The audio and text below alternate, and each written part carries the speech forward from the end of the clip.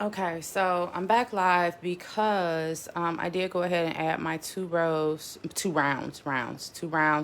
my leg opening, and I'm about to. So I want to take you through what I did. So you can see my crotch. My piece is Um, wrong side facing. And you can see that my crotch has been joined again, wrong side facing. And I have gone ahead and worked, I counted both leg holes. For me, I had 63 stitches for each of my leg holes. And instantly we have a bit of a problem, or I'm going to say a problem. I know I'm going to have to do at least one adjustment on my first round because this stitch sequence calls for an even number. And so I'm going to show you how to make that adjustment on my other leg. So at this point, I have worked my two. Now, if I were not doing this instructionally, I would go ahead and start my mesh. However, I'm going to go ahead and fasten off at this point just so that I can do the same thing on the other side. One of the biggest things that in my experience with crocheters and garments is at this point would be not working in the same direction. And so one leg will look one way and the other leg will look a different. On this one, my row one, I worked the wrong side facing. And so I'm going to do the same thing on this side so that my legs look the same at the same points. I'm going to actually join to this tail right here with a magic knot, which I'm not necessarily an advocate of with pants. I want to say that up top. But more specifically with pants that are for a paying client. I personally do not advise that you use the magic knot if you are creating pants for someone that is paying you. The reason being is that magic knots are not foolproof. And because they are not foolproof, they can work themselves loose over time and washing. And specifically with pants, there's going to be a lot more manipulation of the magic knot. And so it's going to have more opportunities to work itself loose. However, these are for me. And this is instructional. And so I am going to go ahead and join with a magic knot. You can absolutely join by just joining to the crotch space and doing it another way. And it's rare, the other piece with, but I think that especially if somebody's paying you, you shouldn't choose rare. You should choose what you're pretty certain is going to work. So like I said, I have 63 stitches. So when I say wrong side, I'm working the first round wrong side facing, like I did my first leg. Basically, I started off by telling you that my shorts are inside out, meaning the wrong side is facing me. So that means that I'm going to work from out here. I'm not going to be working inside until round two. So the first thing I'm going to do is move this up into this work. And I'm just going to do that by picking a space and pulling a loop up and then chaining to like attach it, if you will. And so, you know, we are continuing the lemon peel stitch. So the first thing you want to do is look at your stitches and what you have here. And you can see that I have a double crochet here and then a single and then a double. So now that I know that, I know I want to do the opposite into each stitch. And so to do that, I'm just going to go into a single crochet in this first stitch, because with the lemon peel stitch, you should always have a you should always have, first of all, I want to move this. I want to go right here next to that double. You should always work the opposite stitch from and that's going to serve as my chain one if you think of it as a turning chain. So I'm going to treat this like my chain one as well. But with the lemon peel stitch, you want to work the opposite stitch into each stitch. So in this stitch, I'm going to work a single crochet because this is a double crochet. And then I'm going to work a double crochet because this is a single crochet. And so then I'm going to just proceed after I get some working yarn. Bear with me. I just need some, okay. And I'm going to proceed to work a single, a double in the next stitch, a single in the next stitch, a double in the next stitch, a single. And I'm going to repeat this all the way around.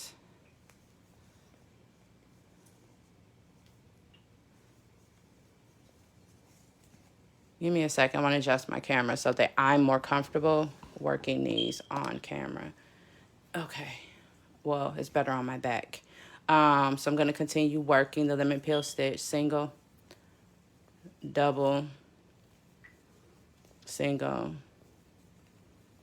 double, single,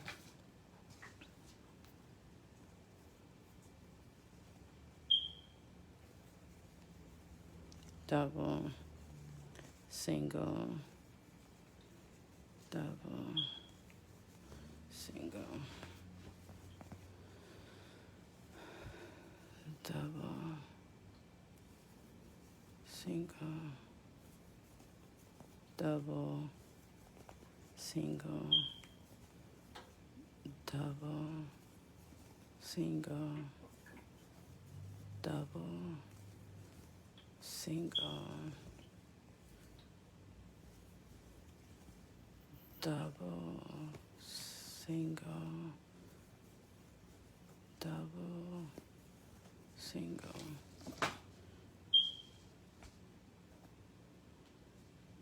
I'm getting some more working yarn.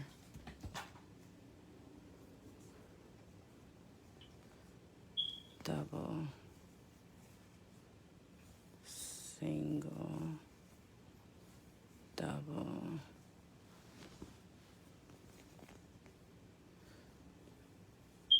single,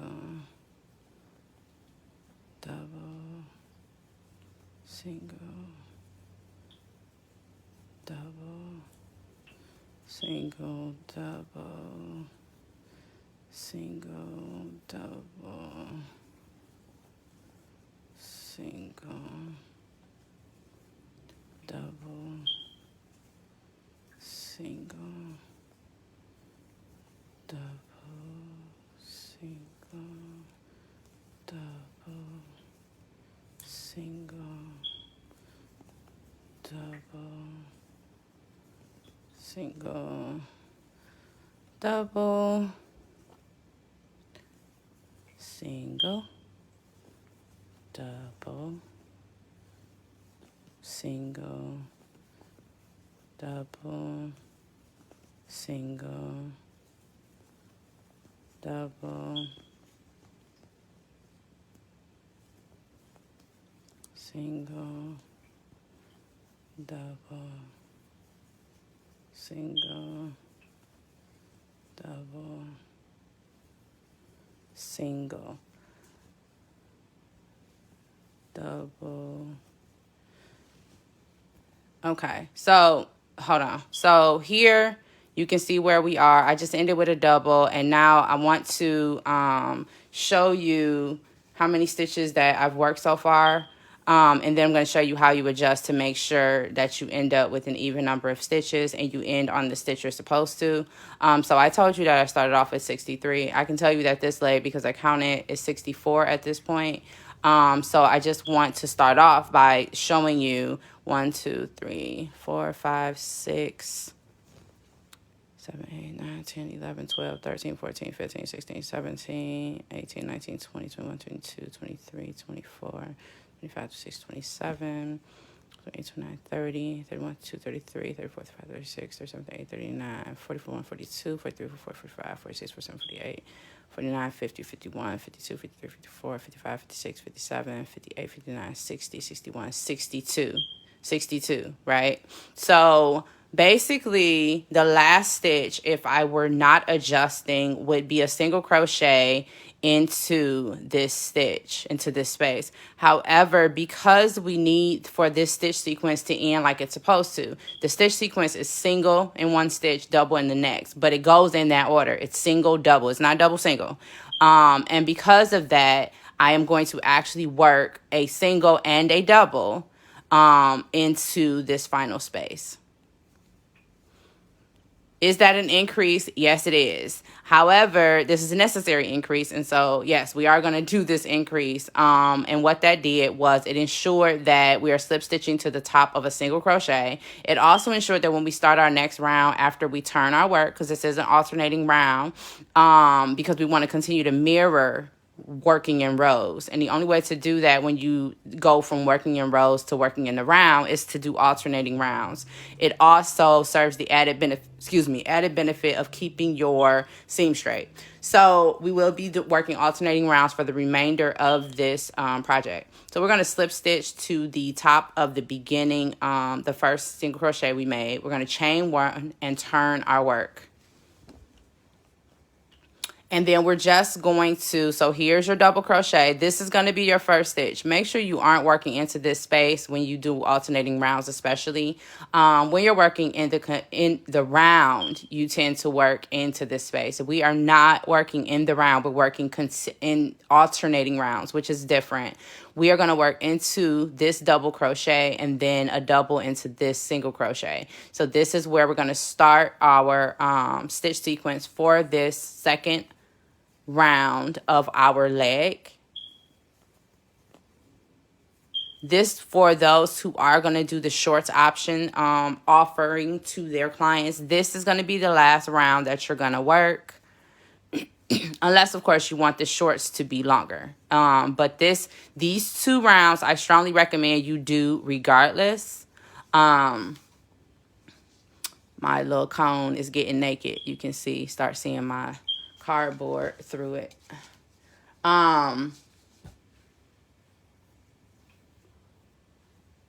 Okay.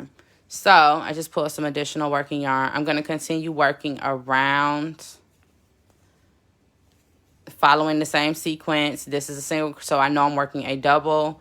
If you're ever off, it's so important that you are able to recognize what your stitches look like, because if you put down your work for any reason and come back to it, being able to recognize a double crochet from a single crochet makes all the difference in the world in terms of making sure you don't make any oopsies and need to frog your work or make excuses for why you aren't gonna frog your work. So we are going to continue working around in the lemon peel stitch for our round 2 for the leg. And then I'm going to show you, after I fasten off, I'm going to show you what my work is looking like. And I am going to actually get you started on the, well, I'm going to look at how much yarn I have left on this cone. It should be enough, I think, to do my full waistband. The first row, I should say, of my waistband. And because I'm an instructor, I don't do a lot of color changes when I'm instructing, but please know that you can change colors whenever and however you want throughout doing any project or pattern that I create, actually. But you can absolutely do color changes. I feel like it's just a lot easier for you to learn if I'm sticking with a solid color as we're creating. You can really see, I think, better what I'm doing and where, if you don't have the added distraction of colors changing.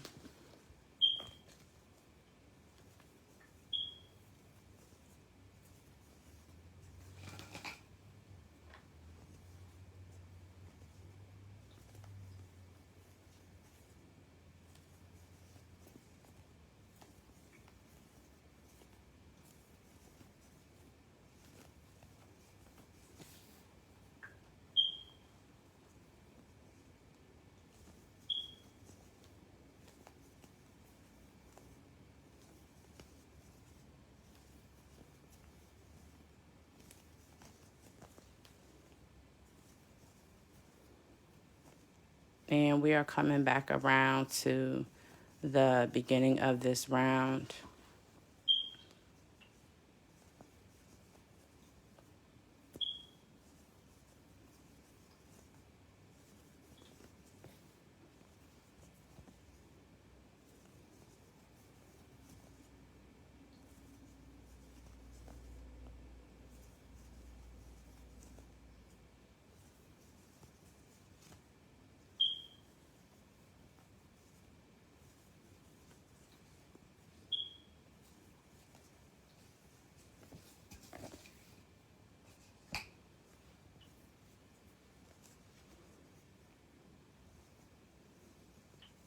All your rounds and rows, alternating rounds and your rows with lemon peel stitch should always, I've stated this before, end with a double crochet because you began with a single crochet.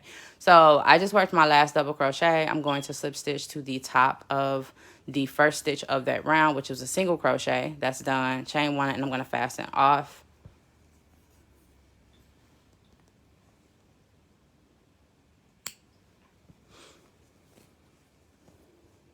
Okay, so I'm going to actually insert a quick little tip. So here you can see I have both of my tails. And I'm going to insert a quick little, no, I'm not. I'm not going to confuse anything. Okay, so currently this is what you have. This is my crotch. Here's where my legs start. And this is where we are. Now, after seaming your butt crack together, you should have, depending on, well, no, you should, unless you've been weaving in your ends as you work for some reason. You should have, basically, this is my slip knot from when I first started my foundation row at the very beginning of my project. That's what this one is. This is the tail from seaming together my panels. Now, some of you, it'll be down here. I'm not sure how that would happen, but it may be down there. For me, it ended up being right next to. So the first thing I'm going to do, it doesn't really matter which one of these you choose to, or you don't need to join to these at all. But I'm going to join to mine because I have a yarn shortage problem currently. So I am going to join to one of these. It's probably going to be this one. The reason I'm choosing this one is that this one is not level. And so it'll allow me to pull, I can adjust for that and make it level to the rest of these. What am I going to do with this one? So I do not recommend this until you're super duper duper confident in your work, because frogging after you do what I'm about to show you is something else. I know I've had to do it. Is it possible? Yes. Is it a headache? Yes. However, equally, the reward is that the steaming in or sewing in ends is a lot less stressful to me now. It doesn't matter. You can go in that direction or this one. I'm going to go in this direction because I'm going to start doing a little bit of that work I was just talking about bridging this opening, this gap. You know what? I'm debating now because I think I might want to sew this end in. I think I am. And I'm going to rejoin to this one. So the one that is level is the one I'm going to rejoin to. So what I'm going to do is thread a darning needle. And then I am going to look at what I have here. Okay. And I'm going to just go around this. I'm going to go I'm going to go underneath this one and come up, or my goal is to come up out like that.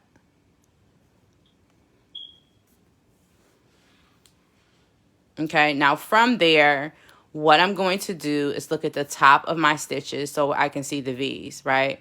Now keep in mind, this is wrong side facing, meaning this is the right side of my work. I tend to do so from this perspective, the one that I'm in would be considered the back loop and this would be considered the front loop. I tend to start, this is not necessarily a hard and fast rule. I tend to start with the back loop and then do the front. So I went into the back loop. There you can see it. And now I'm going to go back down in there and come out of the front loop. And I'm going to do this for several stitches. I do this with a lot of stuff now. Just because now with the type of yarn that I'm using, I am actually going to pull this tight a lot sooner than I would if I were using any other fiber. Because I'm using this Peaches and Cream cotton, it doesn't have slip. And because it doesn't have slip, if I go too far, I won't be able to pull these tight. With acrylic or any other fiber, I would recommend that you do as many as you're going to do and then do them all at once. But I can't do that, or I've learned through this project, actually, that's probably not the best idea with this cotton. So you can see I'm going in the back loop and front loop. This really works your tail into your work like nobody's business. Because keep in mind, the next thing I'm going to do is actually work over this, and I'm working this onto the stitches. So this is still, let me come through the back. This is still my stitch. When I come back and work over this, think about how strong I am, or how much I'm working, really working this into my work. So currently I'm working it into my work by doing this back and forth motion that I just shared with you. And I'm going to do it. And there's no, I'm just going because I still have tail left. You can stop whenever you want. I do recommend that you do 4 to 5 at least, but I'm honestly still going just because I still have tail left. That's the only reason I'm still going. I'm going to stop now. I tend to stop on the wrong side. So if your wrong side is inside, then you want to stop on that side. And I'm not going to cut this off. I'm just going to drop my darning needle over to the side. And then I am going to go ahead and rejoin my yarn. And you can do your rejoin again for garments. I do not recommend that you do a magic knot, which is why I'm not doing it on camera right now. I am, because they're for me, and or they will be deeply discounted. So if they fall apart, and with this yarn, again, this is one of the benefits. This is such a tough yarn that this knot isn't going to slip. Like, it's hell just trying to get it to this point. So the magic knot works better with this yarn. However, again, I think that if there's going to be a general rule of thumb, then that rule of thumb should be that you do not use the magic knot with garments. But again, at the same time, I'm not saying it does not work. I'm saying that it is not 100% reliable. And if you are taking someone's money, you do not do things that are not 100% reliable, that you can stand behind 100%, which is why my advice to sellers is not to use it. So the first thing, now that I'm rejoined, the first thing I'm going to do is put my hook in and get me a loop.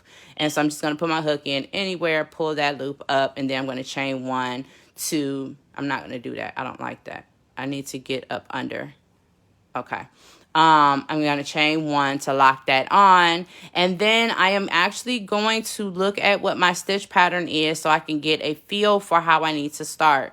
So if we look at this, we could tell that this is where my edging, this is where my seam is. So we're not going to necessarily look at that. What we're going to look at is where's the first stitches. So here you can see I have looks like I have a single crochet and then a double crochet and then a single and then a double and then a single. Okay, so let's go back. Double, single, single. And then we could say this is a double, and so I want to do at least 1 single here,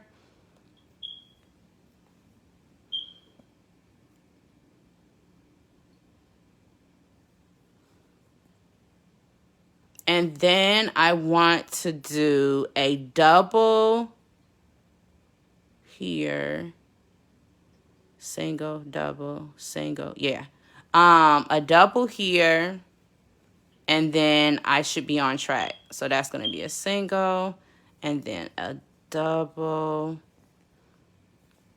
and then a single, and then a double.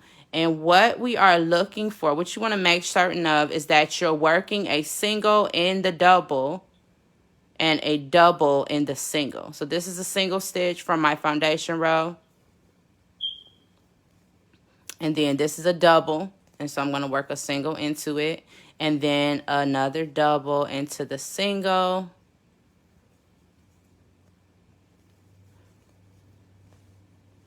And I'm going to repeat this all the way around the top of my shorts.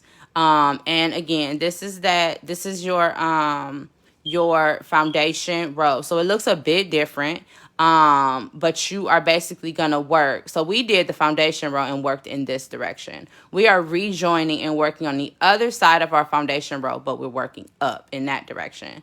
And so we're going to continue working and I do recommend that you check constantly, because it can get, you don't want to get confused and end up having a frog. So currently what I'm doing, other than trying to stay in the camera, and I'm sorry about my cuticles. They are a hot mess. I just saw them in the camera. Is, again, This is a double. This is the stitch for the double. So I'm working a single into it because it's a double. Here you have a single, and we're going to work a double crochet because that's a single.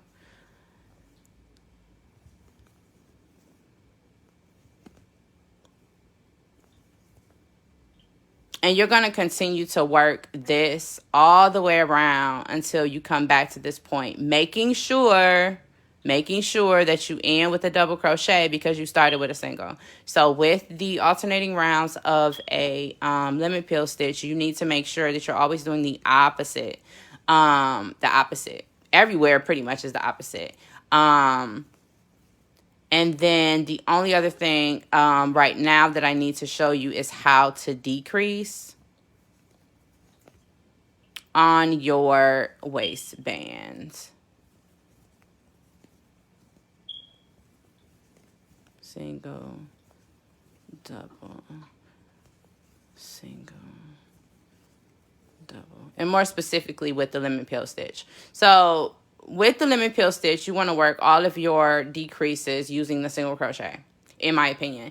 The other thing is I don't work my decreases on this first round, but I want to show it so I don't have to do a separate video. So the way that I do a decrease with the lemon peel stitch is the goal is that we need to maintain what we've been doing. So we need to maintain single, double, single, double.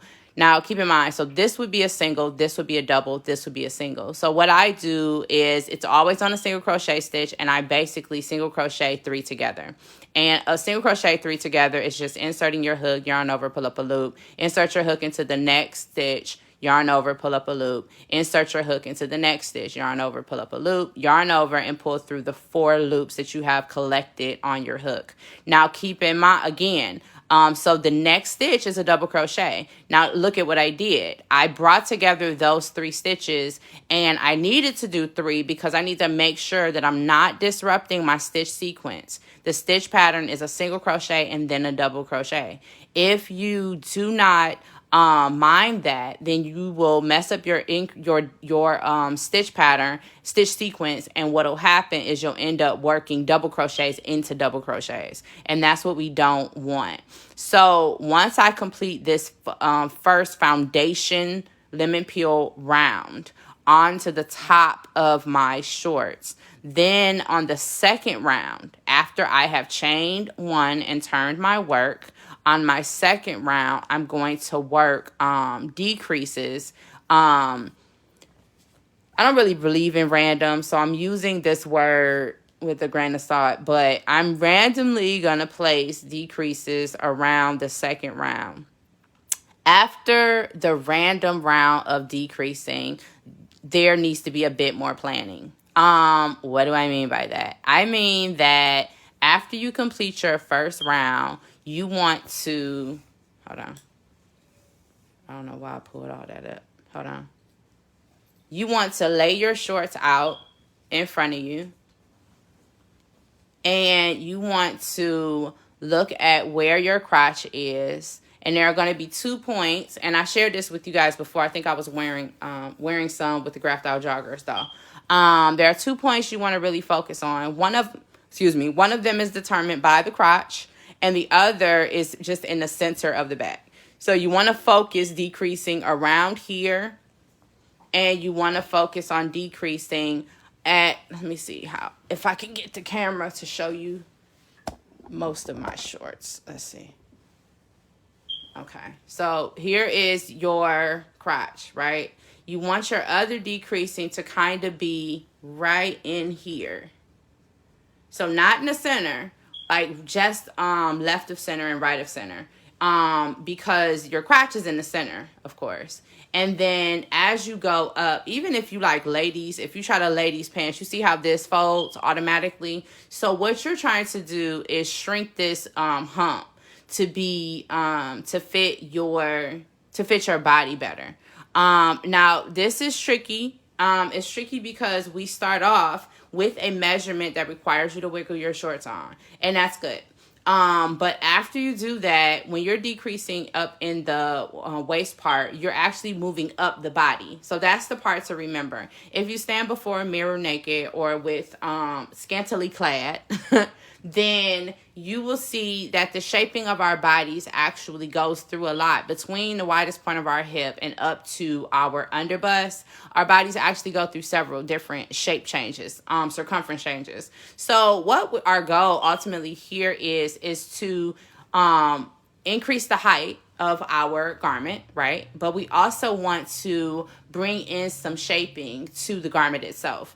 What we are doing is making it so that, and you know, if you have a big butt or know somebody with a big butt, you know that one of the things that we can struggle with is that the back of our pants can if they fit us, then the back of our pants can kind of have this gapping that pulls away from our body.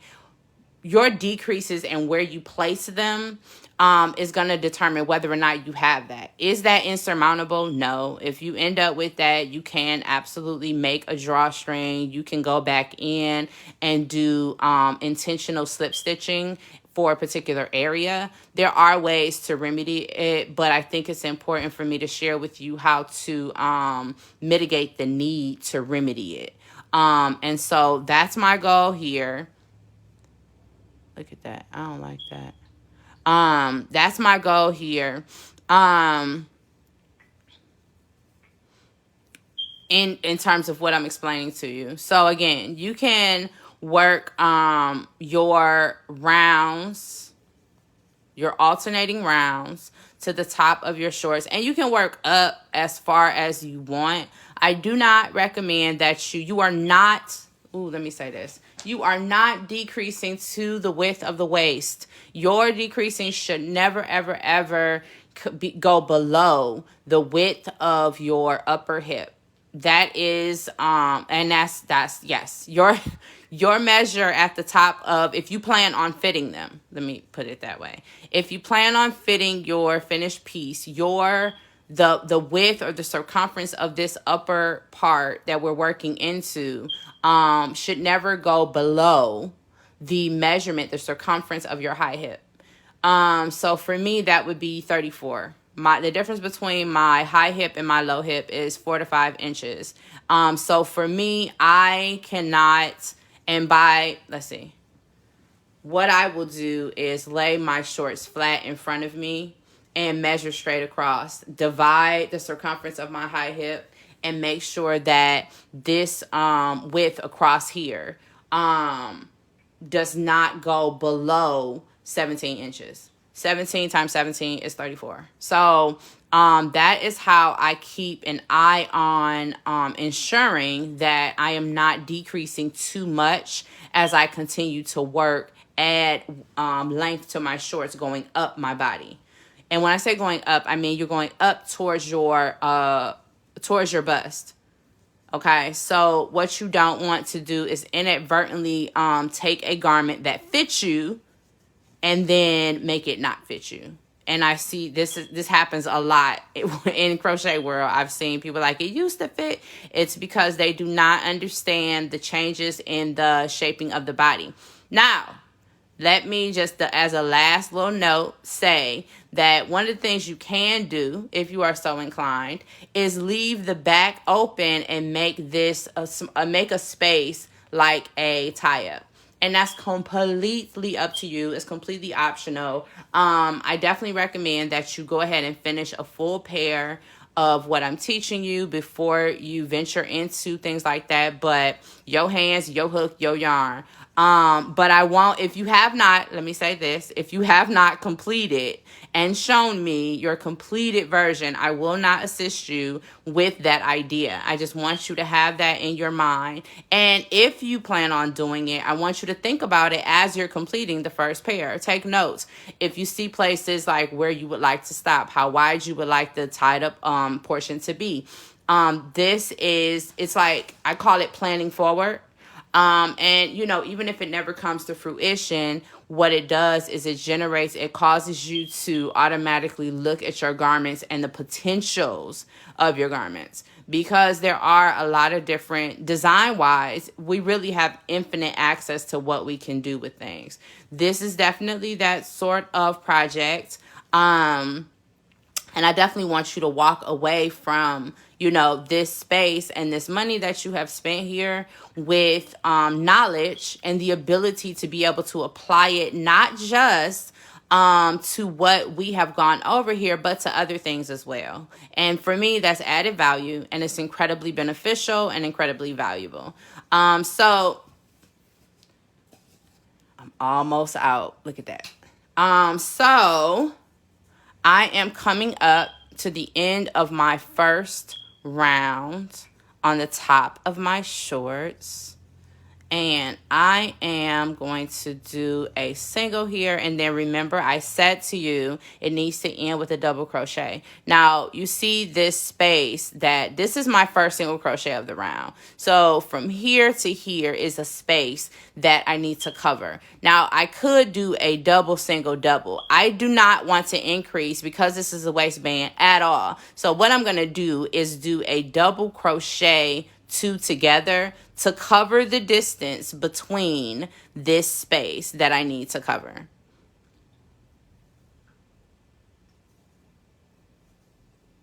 And then I'm going to slip stitch to the first single crochet made of the round.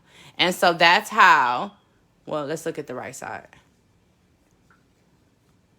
That's how my completed round 1 is going to look. Now, you're going to, because again, we are working the lemon peel stitch in the round. To do so, we're going to chain 1, and we must do alternating rounds. Here, when I turn, this is going to be my double crochet that I'm working into. Now, because I'm starting with a single, I'm going to go ahead and show you a decrease. I'm going to decrease my very first stitch, and I'm going to do so like I showed you. So I'm going to insert my hook into the actual stitch. Yarn over, pull up a loop. I now have 2. I'm going to insert my hook where I would have worked a double crochet. Yarn over, pull up a loop. I now have 3 loops on my hook. I'm going to do it one more time into the next stitch where a single crochet would have been worked. Insert my hook, yarn over, pull up a loop. I now have 4 loops on my hook. I'm going to yarn over and pull through all 4. And then I'm going to proceed to place a double crochet into the next stitch and continue working my lemon peel stitch around. Okay, so that is how I decrease. I always decrease on the shorter stitch. I have tried to do it with the double crochet. I do not. It creates such a bulky stitch. It's too bulky for garments in my opinion, and it makes it noticeable. For me, the whole point is for it to be obstructed, which I feel like this really does. When you choose to do it on the single crochets as opposed to the double crochets, it really does obstruct the actual decreasing that took place with the lemon peel.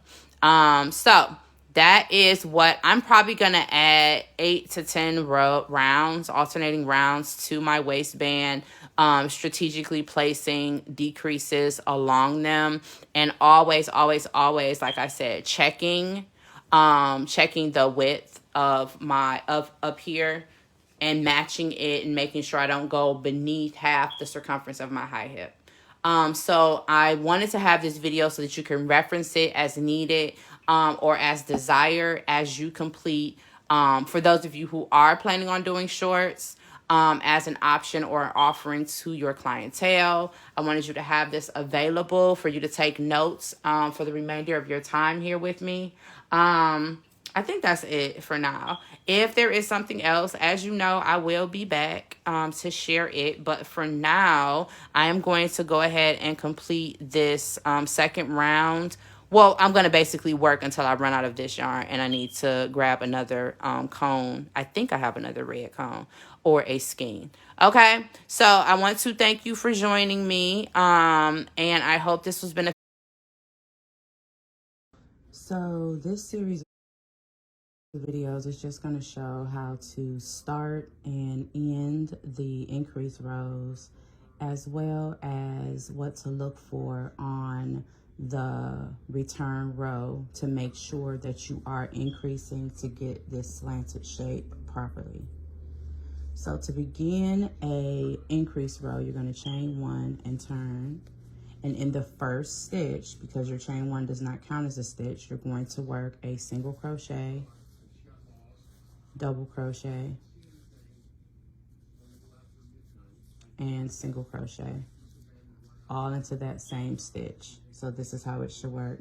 Now my tip to some of you is going to be to place a stitch marker in this stitch. I'll tell you why later. It's going to be important when you're doing your return row to ensure you don't skip this stitch. You see how it's slanted and it's like laying, but that's your first single crochet V.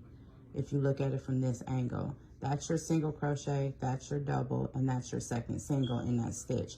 If you skip this stitch, your increases are going to be off, and it's going to mess up the rest of your work basically.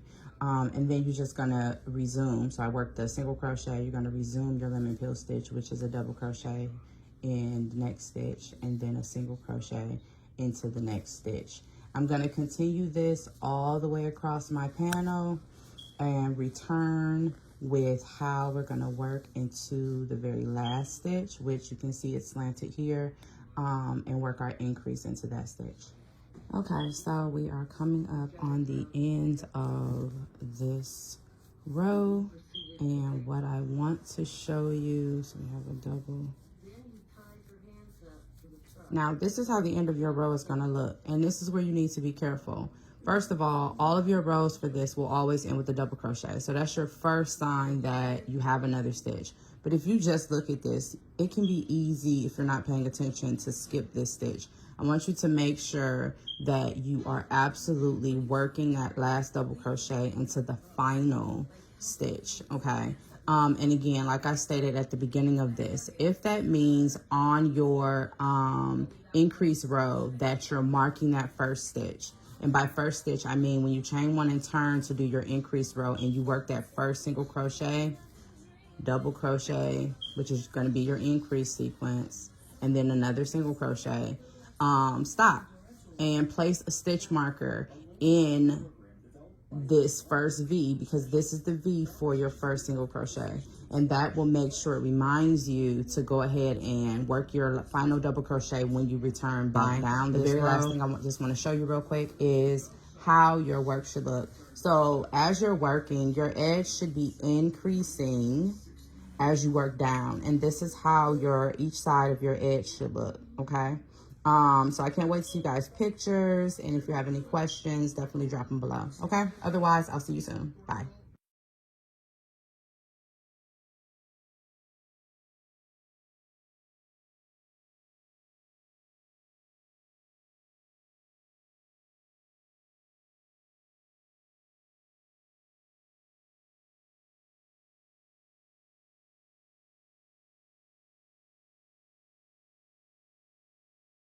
Okay, so we're about to get into these pant legs for our bonus pants, and I have my instructions here. And the first thing that we're gonna do, the first thing that you'll note is that I'm not joined just yet here, and the reason why I do that is to remind myself to turn after the round. Make sure that you are turning after every round for your stitch sequence.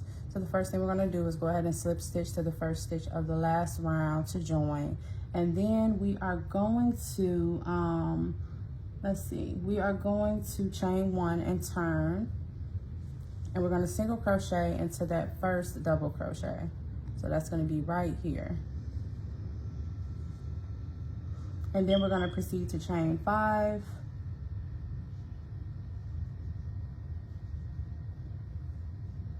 And then we're gonna skip 3 stitches, 1, 2, 3. And then we're gonna work a single crochet into the next stitch.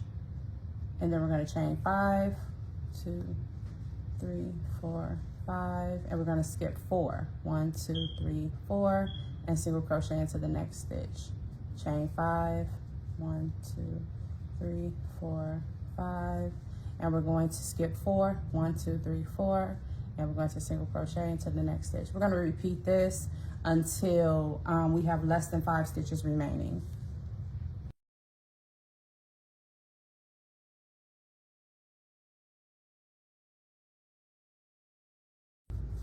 Okay, so at this point, you can see that I have 1, 2, 3 stitches remaining. When you get to this point, you're going to chain 5. And you're gonna do this regardless to the number of stitches that you have, as long as it's lower than 5. If it is lower, if it's more than 5 or 5, then you need to you need to still work into the next. You need to skip 4 and work into the next stitch.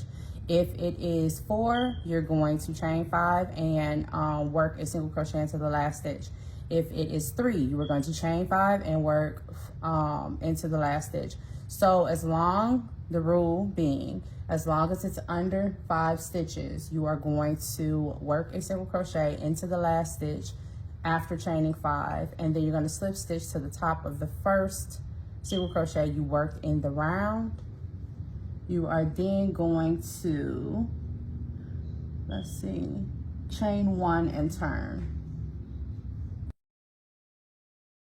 You are going to single crochet into the first 2 stitches. So that's going to be right here and right here.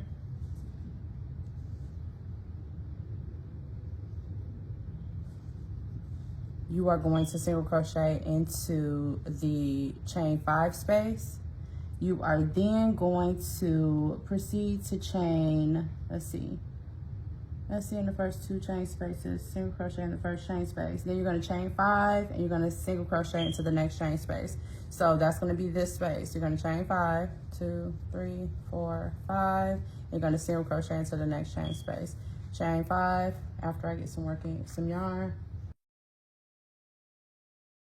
You're going to chain 5, 3, 4, 5, and you're going to single crochet into the next chain 5 space. And this is your repeat for the rest of this round until you have no more chain 5 spaces.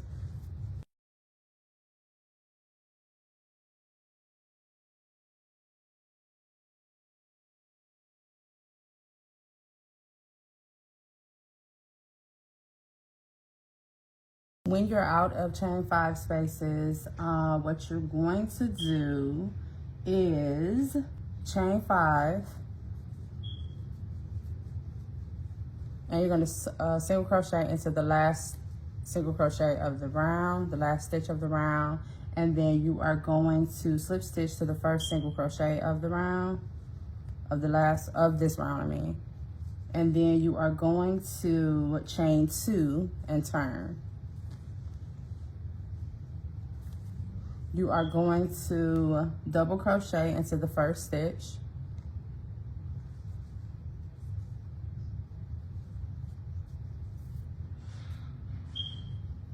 And then you're going to place 4 double crochets into each of the chain 5 spaces until you have no chain 5 spaces remaining.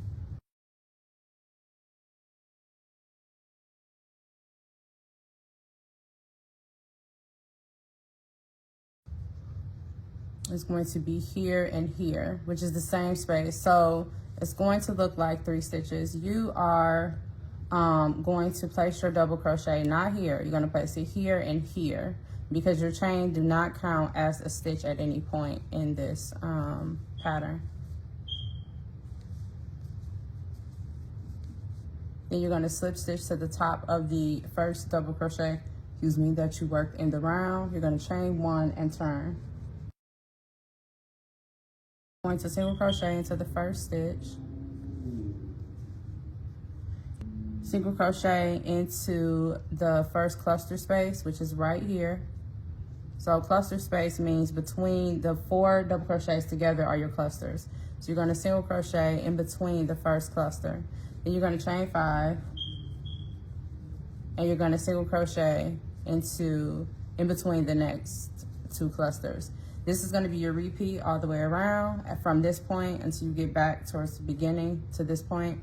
So you're going to chain 5, just to recap, and you're going to single crochet in between the next 2 clusters of 4 double crochet. Chain 5, 4, and 5.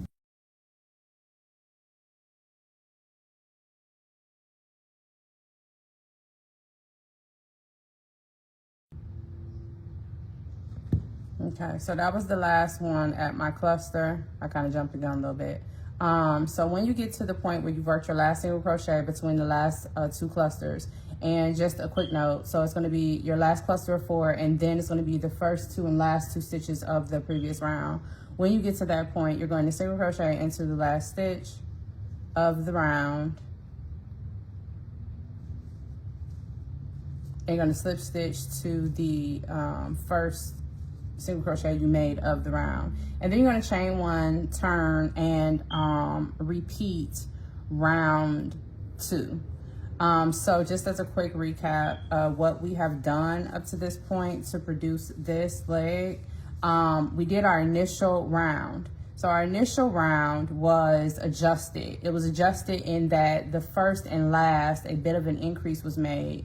And the reason for that is because we're chaining. So it sort of created an increase for us because chains are actually shorter than single crochet stitches. So the fact that we're working on this base of singles and doubles, the leg opening is actually wider. So by skipping 3 at the beginning of that round, it created sort of an increase because we chained 2 more than we actually skipped.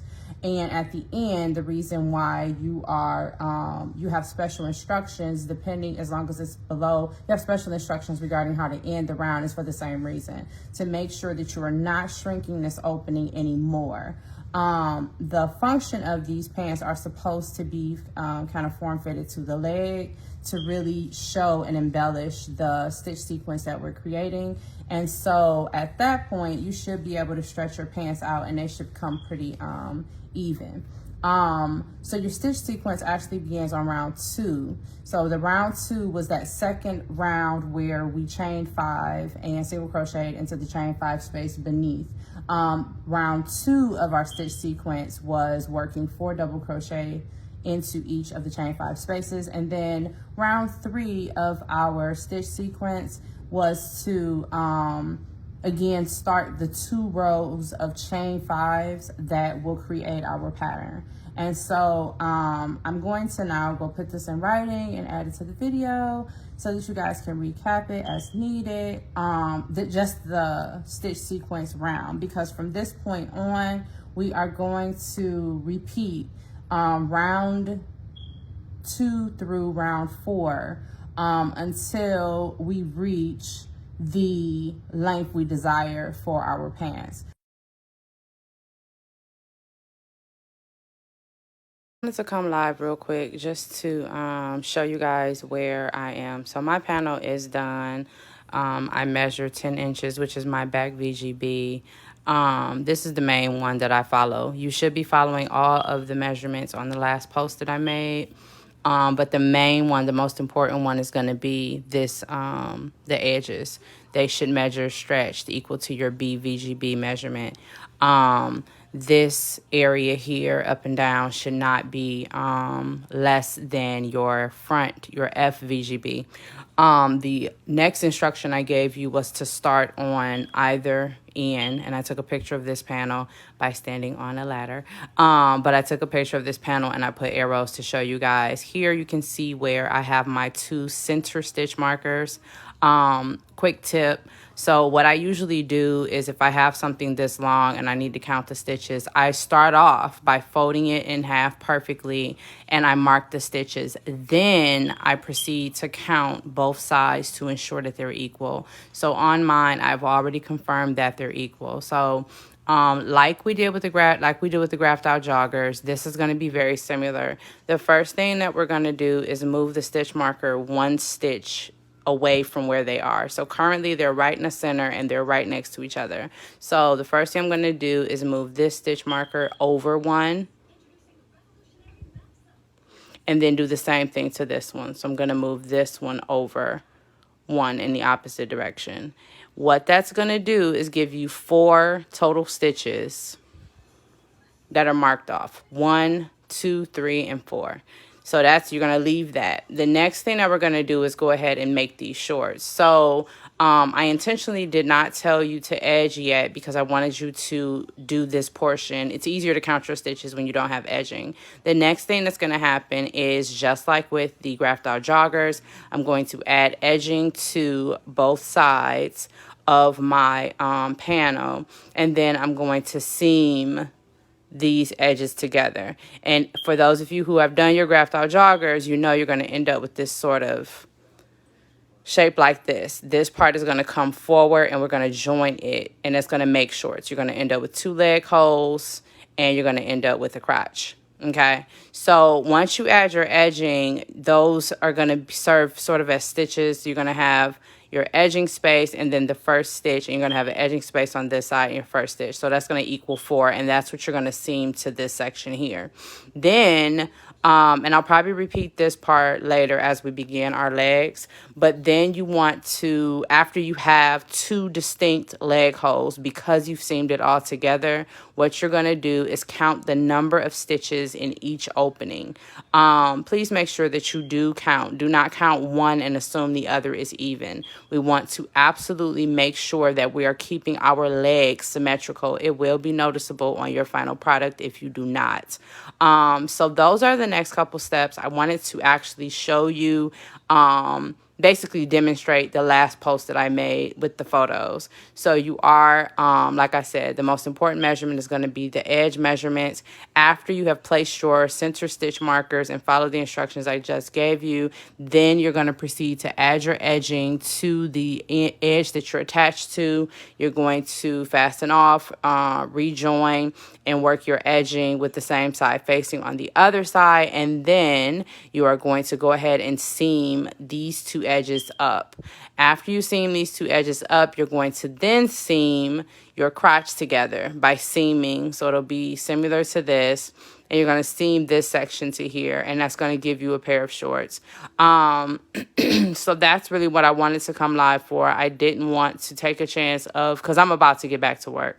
So I didn't want to not record and document this work before I moved on with my panel, with my pants. So coming up next, potentially, I'm not sure if it'll be this week or next week, we will get into the legs and me teaching you the repeat sequence that you will do for getting the legs started. Because the first round, we will do some balancing out to make sure that we have the right stitches.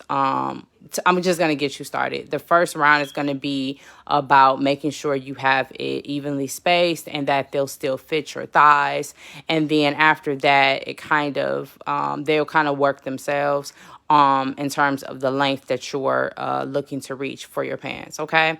So if you guys have any questions about any of the content that I just covered, please do not hesitate, as always, to drop it down low in the comment section and let me know, and I will assist in any way I can. But other than that, and again, if you didn't catch the live that Shoot the Shit with Desi and I on Tuesday last night, I am using